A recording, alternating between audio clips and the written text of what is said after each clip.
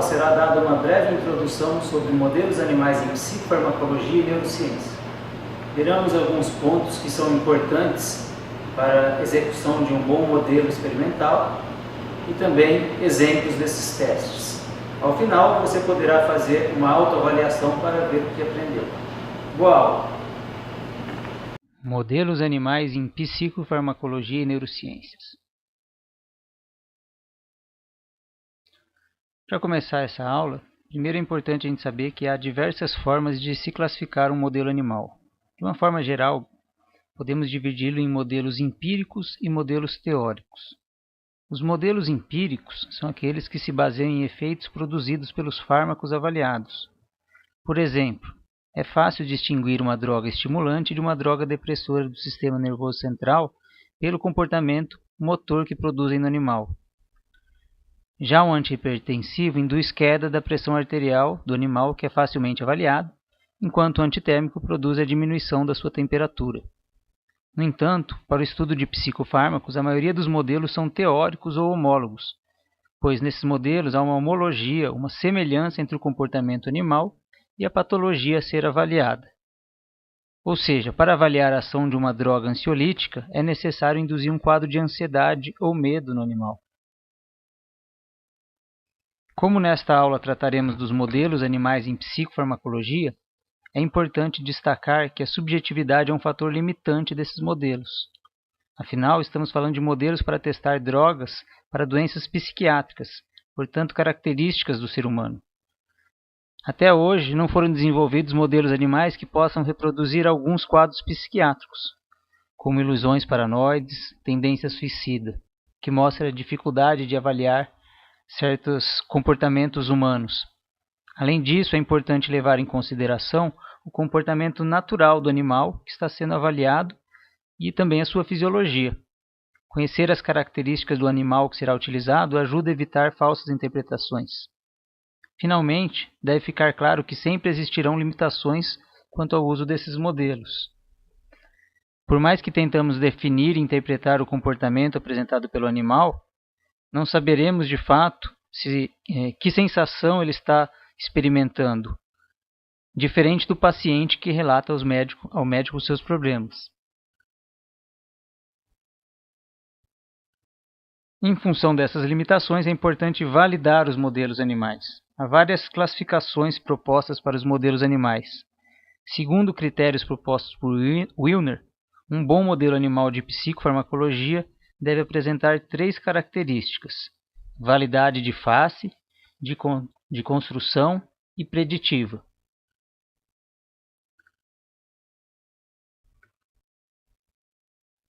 A validade de face implica que no modelo experimental o animal deve apresentar sintomas semelhantes ao da patologia que será avaliada, sem mostrar sintomas que não são observados clinicamente. Por exemplo, em um modelo animal de ansiedade, o animal deve exibir comportamento que seja indicativo de medo ou ansiedade, manifestada por algum tipo de desconforto ou alteração do seu comportamento normal. Em relação à validade de construção, espera-se que o modelo seja construído de modo que as causas que levam à alteração do comportamento animal, que será avaliado, sejam semelhantes às que ocorrem na doença em questão. É necessário que a característica comportamental seja marcante, fácil de ser observada. Por exemplo, roedores submetidos a estresse físico ou psicológico apresentam alteração em seu comportamento social, por exemplo, com diminuição da interação com outros animais, o que teria analogia com o quadro depressivo. Já a validade preditiva significa que deve haver correlação entre a efetividade de um tratamento farmacológico e sua potência clínica, sem a ocorrência de falsos positivos ou falsos negativos. Ou seja, uma droga clinicamente eficaz para tratar uma patologia deve produzir o efeito esperado no modelo apropriado, enquanto uma droga que não possui esse uso clínico não deve produzir esses efeitos.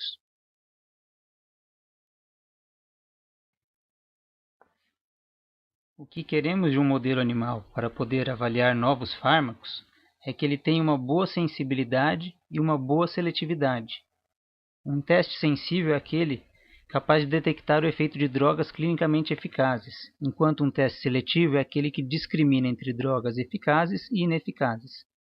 Em outras palavras, um modelo sensível é aquele onde não ocorrem falsos negativos, ou seja, se a droga é eficaz clinicamente, produzirá o efeito esperado no teste.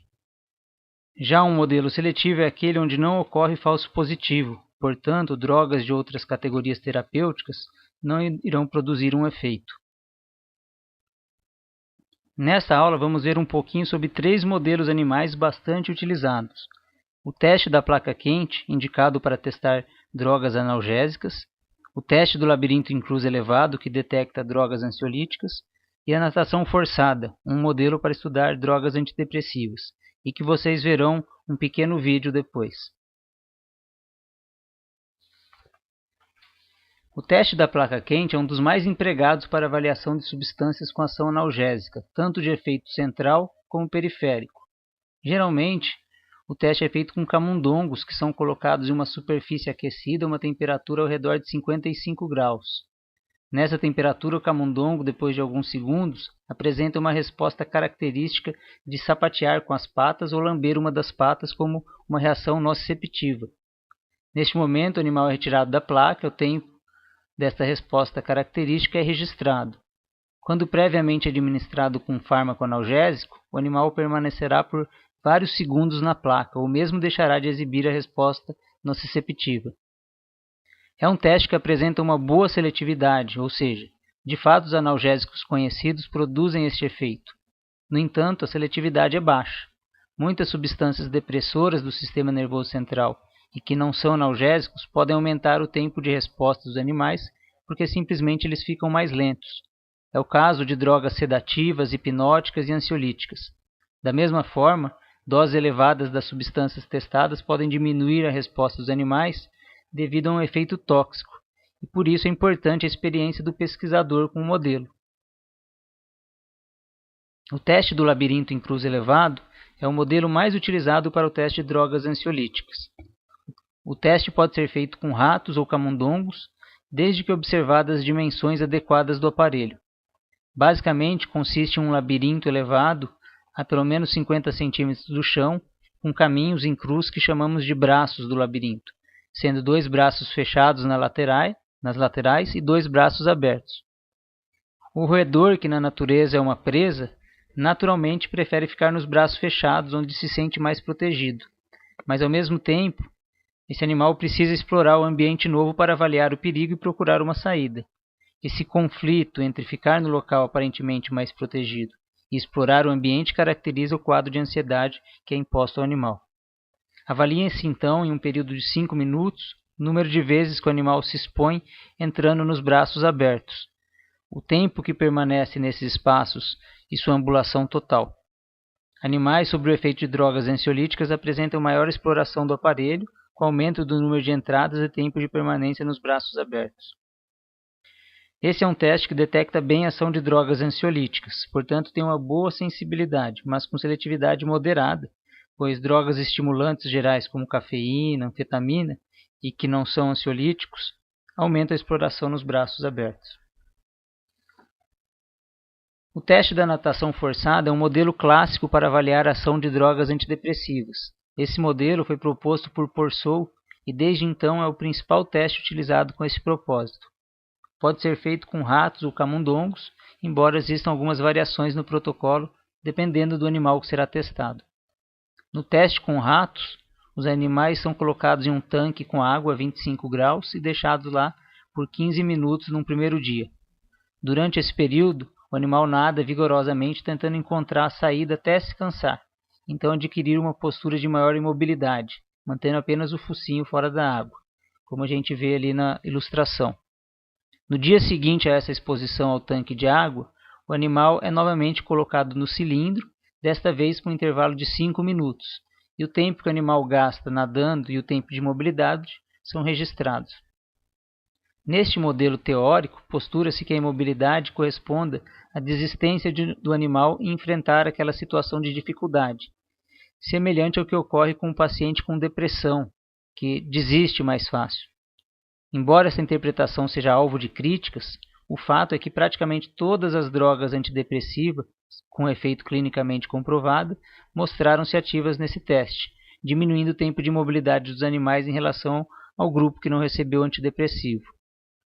Portanto, é um teste com boa sensibilidade, embora tenha seletividade moderada. De novo, drogas estimulantes dão resultado falso positivo, pois aumentam o tempo de nado dos animais. É importante controlar alguns fatores nesse teste. O tanque deve ter profundidade que o animal não possa se apoiar no fundo e a água deve ser mantida em temperatura adequada e trocada de um animal para o outro. Segundo alguns autores, é possível distinguir um terceiro comportamento do animal além do nado e da imobilidade. Trata-se da tentativa de escalar as paredes do tanque ou um nado mais vigoroso também chamado de comportamento de luta.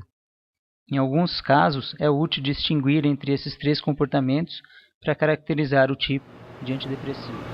O teste da natação forçada é fácil de ser realizado e não requer equipamentos de custo elevado.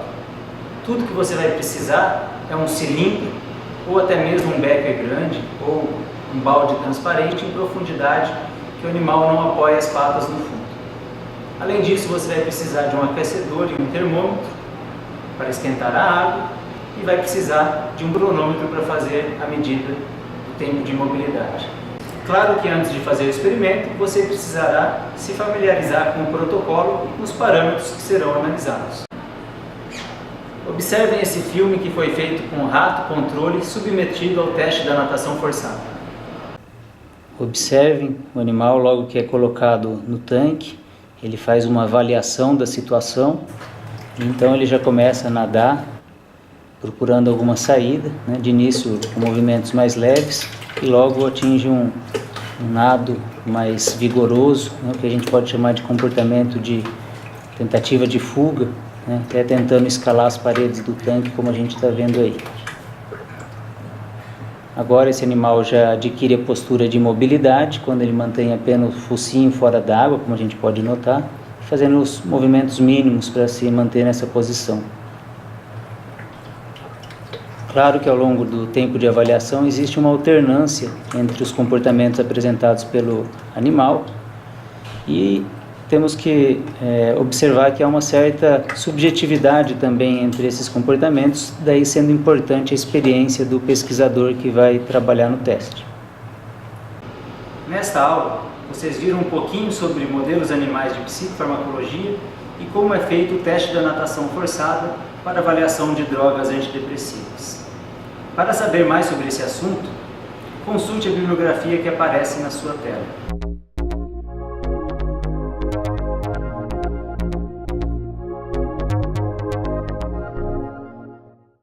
Aproveite para testar agora o que você aprendeu sobre esse assunto. Até a próxima aula!